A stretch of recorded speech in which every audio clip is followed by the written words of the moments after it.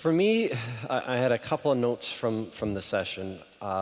Fascinating, informative, a topic being taken very seriously, impressive progress, but certainly more to come.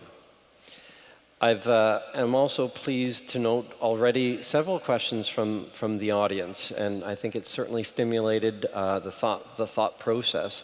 The first one to you, Arnold, and I suppose this is a little bit of addressing the topic from a different perspective, but how do you see your board, the IAASB, using the audit quality framework itself as part of its deliberations or activities?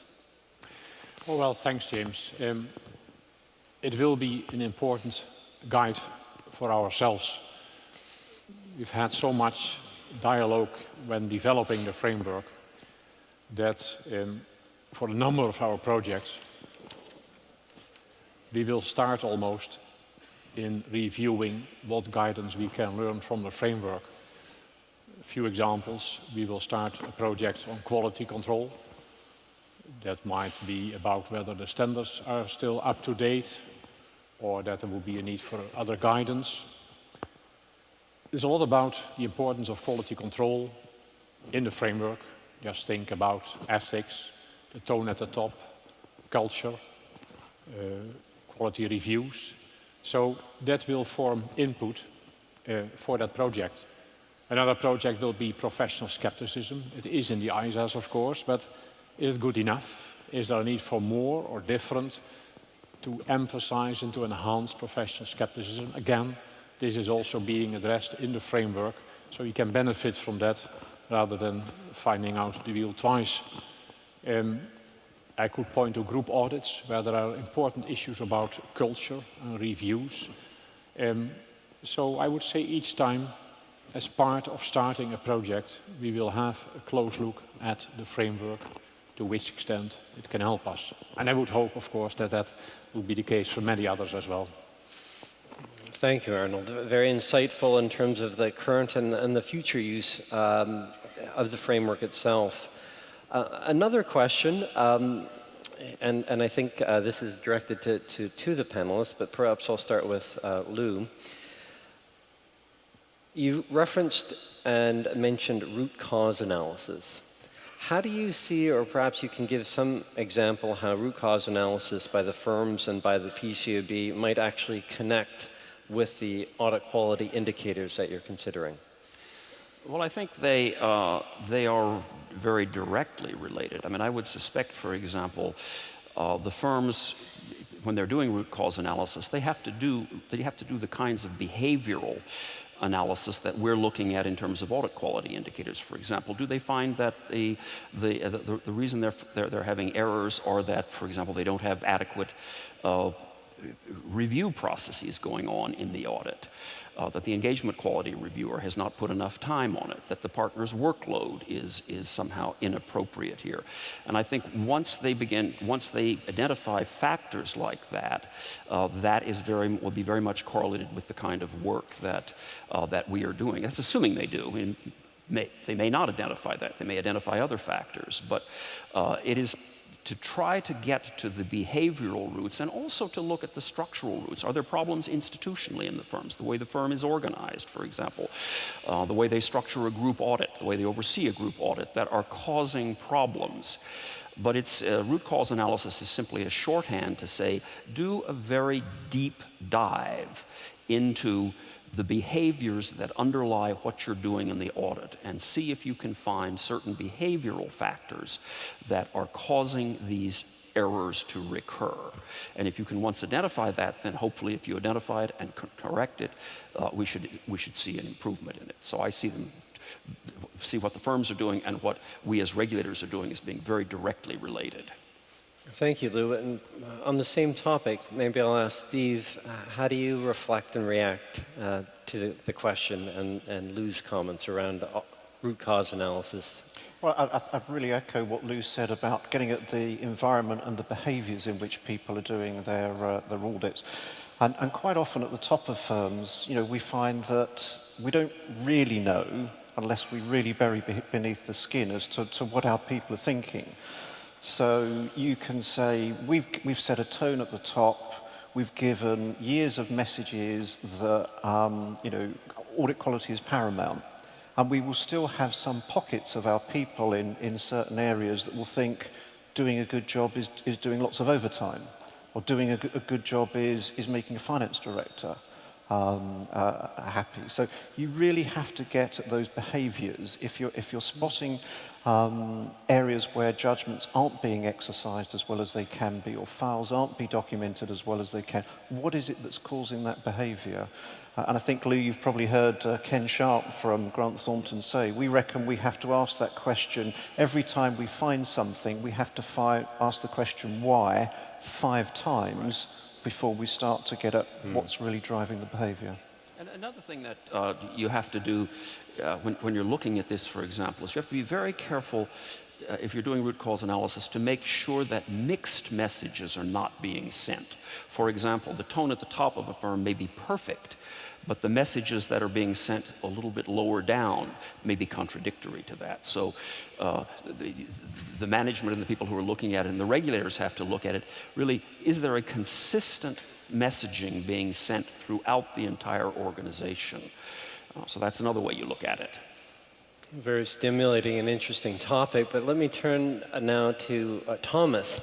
As a question, and I suspect it relates to the reforms that you've implemented, but in particular, do you see, or has there been an issue raised between the conflict of the principle of confidentiality when the auditor communicates more details of the internal management of a company in the future to the audit committee? It's a changing world.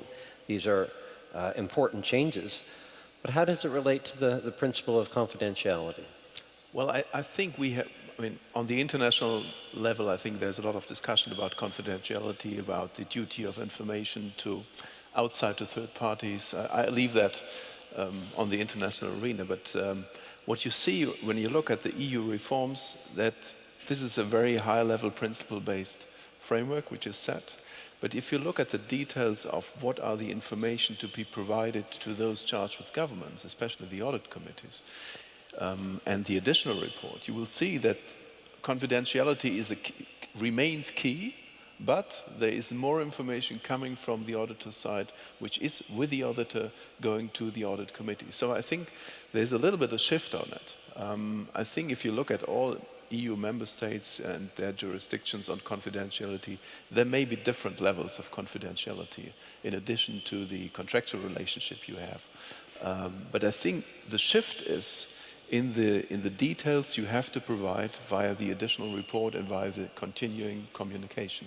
So I think confidentiality remains an issue, but there is a shift in practice. Thank you, Thomas. This is perhaps what is the elephant in the room. Excellent question. How can the auditor or audit firms achieve or in good faith seek cooperation within the participants of the financial reporting supply chain to improve audit quality, where the environment today is very much that the audit report is used as a yardstick for punishment and litigation rather than a focus on continual improvement? Maybe I'll start with Lou as a quick response. What's the question again? I'm not quite sure I understood the question. It's going to the underpinning environment, I suppose, where there's ambition for change and improvement, including audit quality indicators and a dialogue between regulators, inspectors, and the supply chain. Yet the danger of moving forward, of course, is that the emphasis today is on retrospect, where there's a failure, right. Litigation follows. How is this environment to change if audit quality is going to improve meaningfully? Maybe I can rephrase the question slightly. It seems to me what the question is asking is, to the extent there is either greater transparency in what's happening in the audit, or, and this goes to the audit report, or the audit report itself is a more detailed document that gives more information, does that make you more liable to be attacked either by a regulator or by a plaintiff in a piece of litigation, for example. I tend to think it works exactly the opposite way. I think that the more information there is, the better able the auditor is to defend himself and to justify the positions he's taken. I mean, oftentimes, I think one of the problems, at least in the United States, historically in litigation, with the result of the various skeletal audit reports we've had, has been that you didn't really know what the auditor's thought process was. And therefore, you could sort of, if something was missed, if there was a problem, stock declined in price, for example, you could attack the auditor and say, you missed this, you didn't get it. Whereas the more detailed the reports are, I've always thought that more disclosure is actually better and makes you safer rather than less safe. That may not be a majority position, but it's my own position. And by the way, I'm not an auditor, I'm a lawyer. Thank you, Lou. Arnold, I saw you nodding quite a bit during that Lou's response. Your reactions? Yeah, first of all, because I recently read some academic research that confirmed Lou's point. And basically, reflecting on the question, the critical discussions are not so much nowadays on the auditor's report, which will be impossible because there is not much in the auditor's report except, of course, the opinion. The criticism often is, why didn't we hear anything from the auditors? Where have you been when we needed you? And that is exactly to Lou's point. The more users will read in the auditor's report, the more they can see where the auditor has been and which areas he or she has addressed with the team. And of course, you might have discussions later on, was that sufficient?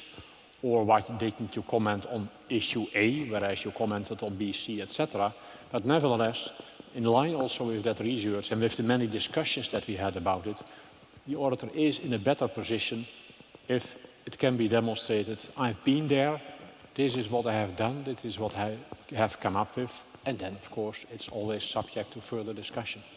You have to remember that the auditor is not a guarantor in all of the results. All the auditor has to do is show that he has performed with due professional care. You can make an error, but you've performed with due professional care. And if you've met the professional standards, that should protect you from liability. So the more you disclose, the better off you are, I think.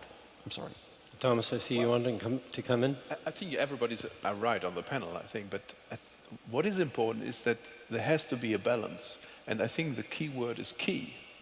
Because, I mean, not only disclosure as such is an issue. I mean, disclosure is good. But I think the audit report shouldn't be a book of 100 and 200 pages. So the key audit matters, and I think that's what the IASB has just used as a word, is the essential word. There has to be a balance between those information which are channeled via different instruments to the audit committee, to others. But the audit report as the key instrument for giving information to the general public has to be, let's say, concise. Otherwise, I mean, we are diluting the whole process. And the expectation gap will probably be increased and not decreased. Thank you. We have about 5 minutes left, and I have two questions. One to Steve. Given the linkage between inspection findings and ongoing improvement in audit, if you could, how would you improve independent audit inspections and their reporting? Well, I'm a big fan of independent inspection findings. I mean, much to the chagrin of many of my colleagues in the UK and UK auditors, from many years ago, I've argued that it would help audit quality in the long term if independent audit inspection findings were made public. And I think the fact that we've had that process and territories with some public findings have improved audit quality enormously. I think now where I would challenge the way forward, how the bar continues to get risen, is should the focus come back towards the quality of judgments as opposed to the pure application of standards. There was a very interesting debate in the UK a little while ago, and a very respected investor, Robert Talbot, who often represents UK institutional investor views, said, we're not just interested in 100% application of standards, it's the quality of judgments. And I just sense at times, we in the firms, the way that we approach inspections could certainly improve that balance. And I raised that question in terms of the way the independent inspections can go. Thank you. And I think a very pertinent question here, and I'll open it to the panelists for quick reactions. Of your initiatives or aspects of your initiatives, is there one or two key aspects that you would say should be of particular focus for a smaller practice or for smaller edits in improving the audit quality of smaller engagements? Steve? I think it's relevant to smaller, but I think it's relevant for audit firms of all sizes, but perhaps particular relevance for smaller. There's an incredible power in engaging with our people and asking their views. I once had a terrible indictment that audit firms are the greatest ever alchemists. We take gold dust in our people, and through their audit training contract, we turn it to lead. I think if you ask your people, are we as firms genuinely fostering an environment where audit quality is paramount? They've got the tools and the environment to do that. I think that would be a massive shift in enabling us to at least understand the mindset of our people. Thank you. Arnold? Well, the framework is neutral, whether it's a small audit or a small practitioner or a large. But just thinking back of the time that I was auditing small clients, the dialogues that you would have most was on one hand with the owner-manager, often there's no audit committee, and on the other hand with the bank, or in the case of startups with venture capitalists, etc. And I would argue that the key message of the framework about the importance of interactions holds very strongly for the dialogue between the auditor and on one hand the owner-manager, explaining at a high level, of course, what the audit has been about. But on the other hand, or regarding financiers, they're often not that interested. They sometimes say, well, I see your signature, that's enough. But nevertheless, the whole message here is try to explain a bit more what the critical areas were that you have addressed. Focusing indeed, as Thomas said, on key issues, but engage in the dialogue. Just go into the public forum, whatever kind of forum that is. Thank you, gentlemen. I will be disciplined and remain time. It is at the end of this session. For me, I've immensely enjoyed the discussion of this increasingly important and global topic. Please join me in thanking the panelists for their time and their contribution.